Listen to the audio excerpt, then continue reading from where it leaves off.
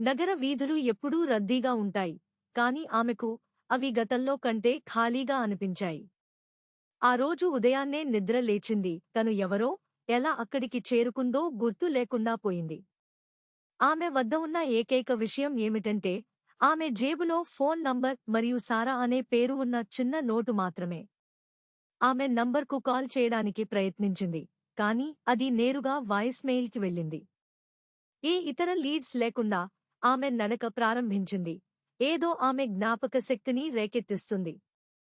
ఆమె నడుచుకుంటూ వెళుతున్నప్పుడు ప్రతి ఒక్కరూ తమ స్వంత కథతో, వారి స్వంత గుర్తింపుతో ప్రయాణిస్తున్న వ్యక్తులను ఆమె గమనించింది.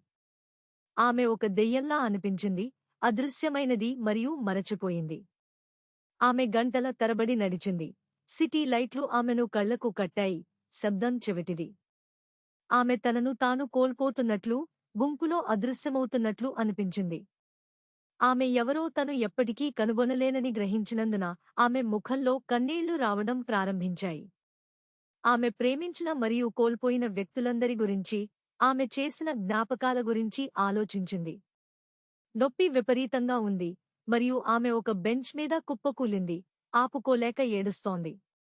ఆమె అక్కడ కూర్చున్నప్పుడు ఒక మహిళ ఆమె వద్దకు వచ్చింది.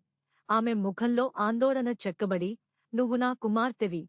నేను చాలా సంవత్సరాలుగా నీ కోసం వెతుకుతున్నాను." కాని ఆమెను కౌగిలించుకోబోతుండగా ఎక్కడినుంచో ఒక వ్యక్తి కనిపించాడు మరియు గుసగుసలాడాడు, "కాదు, ఆమె నాది, మరియు ఆమె జ్ఞాపకాన్ని తుడిచిపెట్టినది నేనే."